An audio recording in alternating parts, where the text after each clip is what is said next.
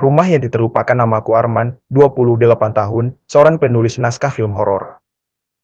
Aku pindah ke sebuah rumah lama milik almarhum paman di daerah Tuban, Jawa Timur. Rumah besar bergaya kolonial itu dijuluki warga sebagai rumah Kentan, bukan karena bentuknya, tapi karena satu halaman aneh. Warga sering mencium bau kentan direbus gosonde dari dalam rumah, terutama tenda malam. Aku menganggap itu hanya mitos. Aku suka rumah tua, sepi, kocok untuk menulis. Tapi malam pertama aku tidur di sana, semuanya berubah. Bau kentani dan tandisan anak. Sekitar pukul 2 pagi, aku terbangun.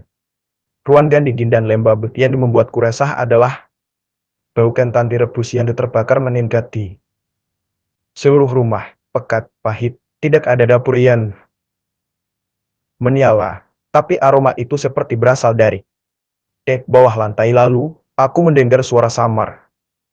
Mama, panas, ma. Tandisan pelan anak kecil. Suaranya jauh, seperti dari ruang di bawah tanah. Padahal rumah itu tidak memiliki ruang di bawah tanah. Aku berdiri membeku. Tidak bisa bicara. Suara itu pelan-pelan berubah jadi teriakan. Panas, ma. Aku menirit dan lari keluar rumah. Tapi tak ada satupun tetangga yang mau membantuku. Rumah itu tidak pernah ditinggali lebih dari seminggu, kata satu orang tua yang akhirnya bicara. Kamu tidak seharusnya tinggal di sana. Dapur yang tidak pernah mati. Esoknya, aku memberanikan diri kembali masuk. Semuanya tampak normal, kecuali dapur. Kompor tua di sudut dapur menyala dengan api kecil. Padahal aku ingat ia sudah mematikannya. Di atasnya, panci besar tua, dan kerak hitam. Pekat di bagian dalamnya seperti baru digunakan. Untuk merebus sesuatu terlalu lama, aku buka perlahan. Kosong, tapi saat aku menunduk, melihat bayanganku di permukaan panci, aku melihat wajah anak kecil. Menatap balik dari dalamnya, matanya penuh luka bakar. Tangannya terulur ke arahku dari permukaan logam itu. Aku terjatuh dan panci itu terlempar, tapi tidak pernah menyentuh lantai, seolah-olah menjelani di udara. Misteri wanita dan anak hilang. Aku mulai menyelidiki.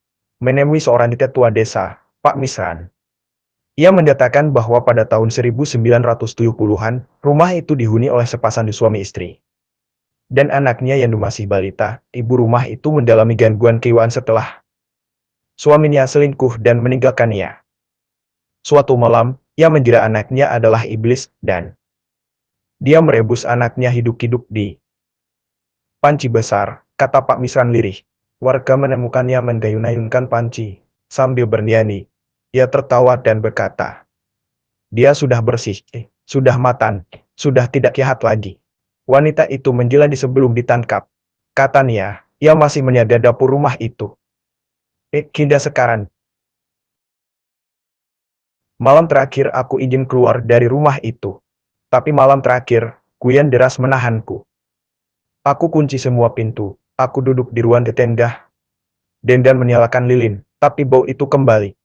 Bau kentang terbakar. Lalu, suara langkah kaki dari loteng.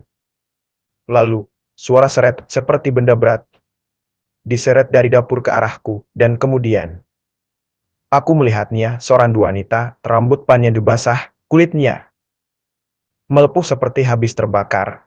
Di tangannya, ia memegang panci besar, meneteskan air mendidih.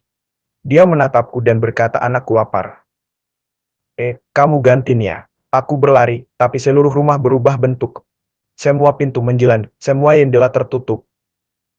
Kayu. Aku mendengar suara anak kecil tertawa dan berbisik. Panas, rebus dia, rebus. Warisan terakhir. 3 hari kemudian, polisi menemukanku pingsan. Di halaman belakang, tubuhku mengalami luka bakarin dan di tangan dan punggung. Padahal tidak ada api ditemukan.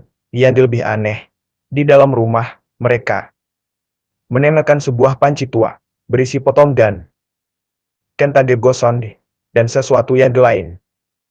Gigi manusia. Aku pindah kota, tidak pernah menulis cerita horor lagi. Tapi setiap kali aku mencium bau kentang terbakar, tubuhku gemetar karena aku tahu. Dia masih mencariku, dan aku takut. Suatu saat, dia akan lapar lagi.